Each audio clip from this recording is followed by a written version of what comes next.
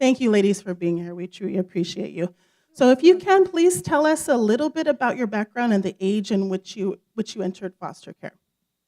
Um, I entered foster care system at age 7, so it's been 10 years that I've been in foster care system. I entered because of alcohol and drug abuse from my mother and her ex-boyfriend, and that's when me, my little brother, and my oldest sister got separated away from each other and not together. Um, I was 15 years old when I entered the foster system, and the reasons to that was because oh, the reasons to that was because my mom, suffered alcoholism, and I was just making bad decisions and getting myself into trouble. So I entered foster care at age 14, no, 13. It's been 2 years. The reason I entered was because I went on probation and I kept running away from my home. So they eventually took me away and placed me in a foster home. All right. And so, do you have siblings, and did your siblings come with you, or how did that work for you when you entered? Yeah, I have a little brother. He was taken away at 1 week old, and I have an oldest sister that she's 3 years older than me, so I was 7, she was 9, and we at first we didn't get put together. My little brother got put into another foster home, and me and my sister got put together, but it didn't work out, and we all separated at one point to different foster homes. I actually was the only one that ended up in foster care. I do have three younger siblings. The smallest ones are 7 and they're twins. It's a boy and a girl. And then the other one, he's 12 years old. And they got taken away from my mother, and my stepdad took custody of them. And I was just the only one that, went to foster care. I'm the only one in foster. No, I am not. I have one brother and one sister. My brother got taken away at age 5, and my sister got taken away the day she was born. My sister is 7 months. We got taken away separately. But yeah.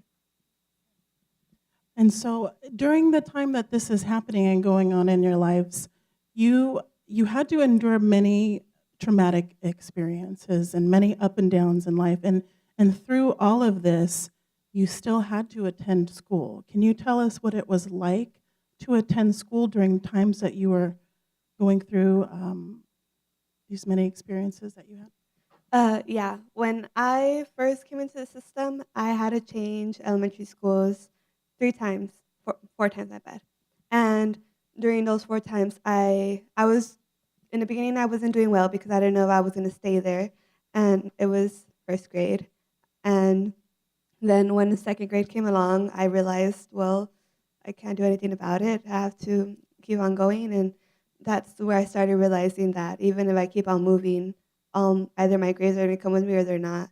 But when I moved for the last time, elementary schools, half my grades didn't come with me, so I had to work up all the whole year's worth of what the kids were already doing, and it was my 1 month that I had to do that.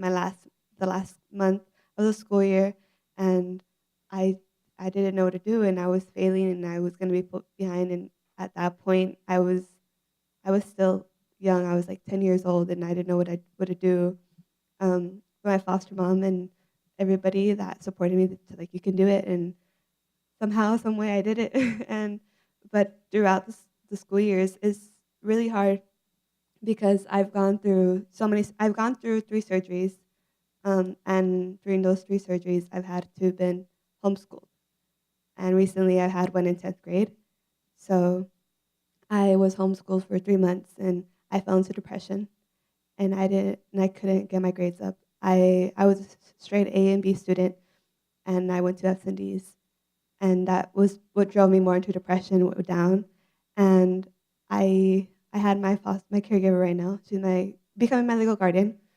Um, she was there for me and told me that no matter what, I can do it. And her pushing me forward and forward, it just made me come out back to like go back to A's and B's, and I'm like proud for that.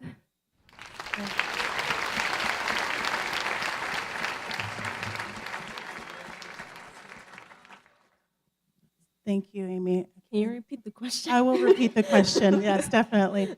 The question's about during this time when you were entering the system, you still had to go to school. Mhm. And so what was it like to have to go to school during this time, and what challenges did you face when you had to? Well, actually, I had dropped out of school before I got arrested and sent to placement just because my mentality wasn't like, oh, school this, school that. It was more like I needed to make money to bring food to the table for my family because of our circumstances. But when I actually came here into the group home, that was my first time ever really like going to school. I kind of didn't have a choice, like I had to. I was being forced, but I needed that because I couldn't make the decision on my own to go to school every day. So just having that authority, like you have to go to school, it made it easier for me. I did go through a lot of struggles. My mom got deported. Well, she didn't get deported. She basically fled to Mexico because of a bad decision she made. She left a month before I was going to graduate. So that was very like hard for me because the day of my graduation, I didn't have any family there. So it was hard just because that was like a special day for me, and like just a lot of different personal and family wise circumstances. But I did have a lot of struggles too, using, smoking, but I always just came back and talked about it, and I managed to push through and just keep my goal in front of me and just go towards it.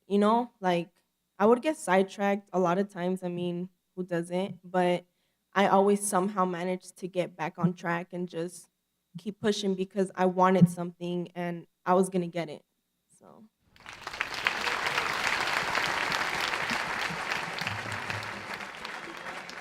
Serena, what was it like for you to go to school during all of this time a couple years ago in your life?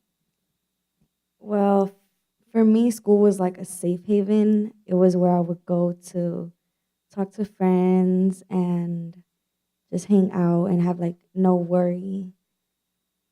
There were a couple times when I went to certain schools where I would express to the principal the abuse that was going on at home, where the principal would say that that isn't my concern. My concern is when you're here at school. So I would go home, and when I left that school, school was just very helpful to me. Doing physical education helped me like calm down, and like it was just felt very safe for me because of the friends I had. Thank you, Serena.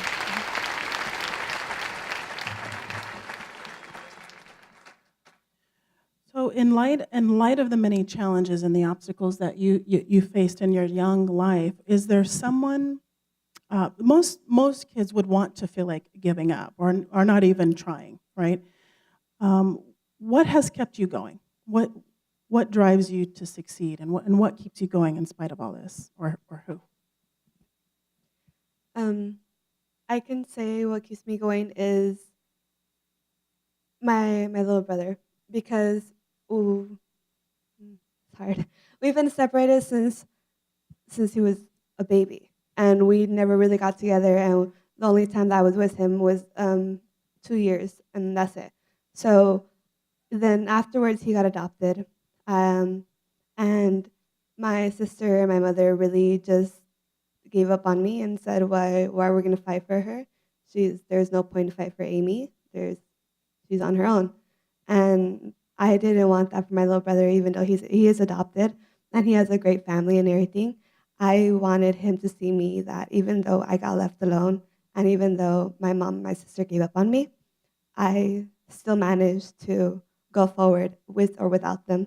And I wanted him to see me that I'm gonna graduate high school, I'm gonna go to a great college, and you don't need those people in your life, those negative people, and that you need positive people, and that's the reason that he's the one that drove me to like where I'm at right now. Thank you. Okay.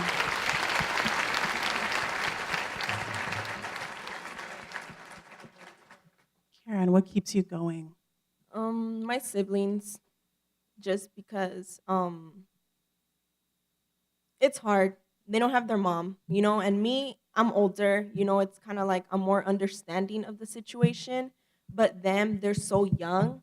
So it's just they don't know, they're just kind of like, "Oh, where's mom?" Like they would always ask me like, "Where's mom? When am I going to see her again?" And it was hard, because I didn't really know how to respond to that. So every time I felt like giving up, I had a lot of struggles in school just because I didn't have the knowledge, like a lot of things like math, English, I struggled with. So every time I was like, I don't want to do this anymore. I'm done, like school isn't for me. Like I would just think about my siblings and just how I want to do good for myself so I could show them like you could live this life but end up over here. Like going to college, like getting a great degree, getting an awesome job, like just doing something big with yourself. Like you don't have to be in the system. You don't have to end up in the streets. You don't have to end up doing drugs, like drinking. Like you don't have to. And it's kind of like I'm their example of it. So I have like, even though they're not my kids, like I look at them like they are. So it's like they're looking up to me. So they're the reasons why I kept pushing. And to this day, they're the reasons why I keep pushing, regardless of how I feel. Like they're my motivation.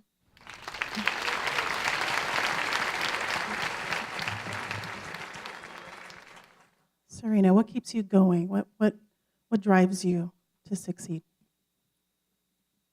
My little brother my little brother and my mom keep me going. I have a sister, but my brother is the main reason because ever since he was born, I was always taking care of him. I was like his mom in a way. I would feed him, change him, clothe him, bathe him.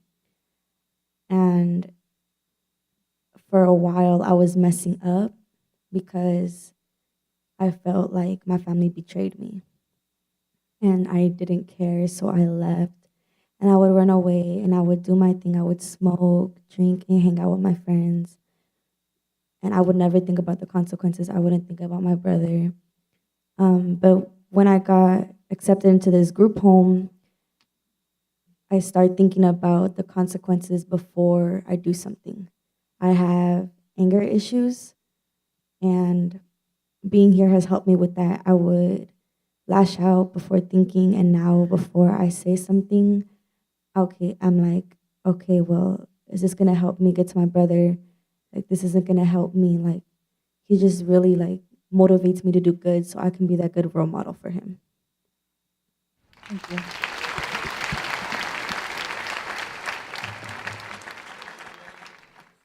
You guys are doing amazing. Okay, so Thank you. here is one final question that we're really interested in hearing is, and if you can, and when you answer this, maybe let's tell our group here where you are in school, what level, if what grade you're in. But what does the future hold for you? What are your dreams, goals for the future, and what are you looking forward to? So I'm a rising senior at Marco Antonio Faribault High School. I'm a full IB diploma student. So that's really difficult. So She's completing the IB program, the International International Baccalaureate. Baccalaureate. I just want to make sure you heard that because it's not easy. So this is my senior year, and so I already completed one full year of IB. So this is my last and hopefully the best year of IB. And what the future I want to be when I grow up, I want to be a criminal justice lawyer. So, um, I wanted to be a lawyer since I was little, but my sister said I was dumb and I wasn't going to be a lawyer, and I just wanted to follow her footsteps. In reality, I did. I mean, I still do, but she wants to be a judge, and I told her, "You want to be a judge? I want to be a lawyer." So that's not following your footsteps.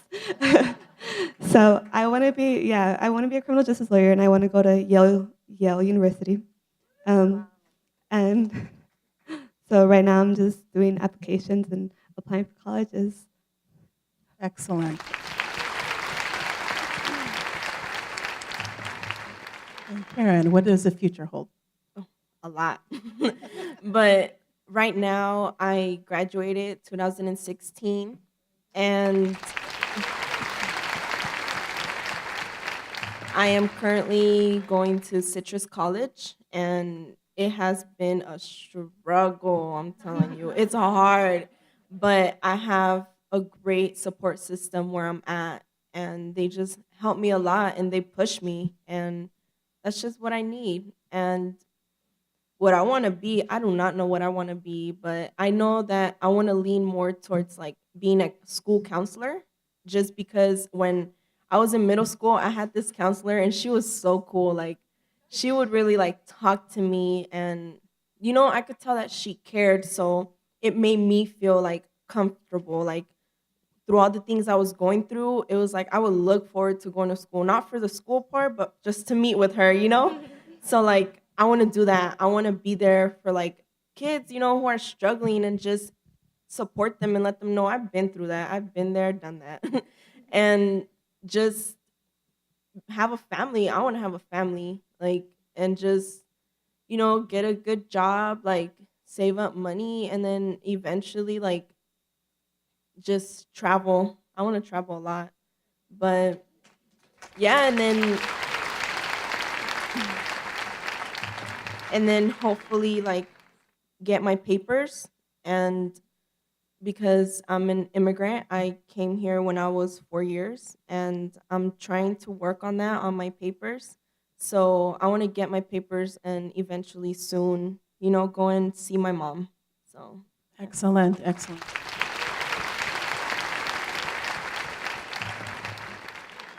And Serena, tell us what the future holds for you. Well, as of right now, I am a sophomore at Boys Republic. Um, I plan to graduate high school, and I plan to enter the military. I plan on serving until I'm 25. From there, I plan on becoming a homicide detective.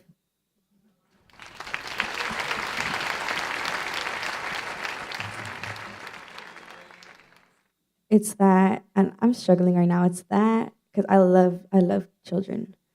So it's between a homicide detective and working at a daycare. So There you go. Excellent. Thank you so much, Serena.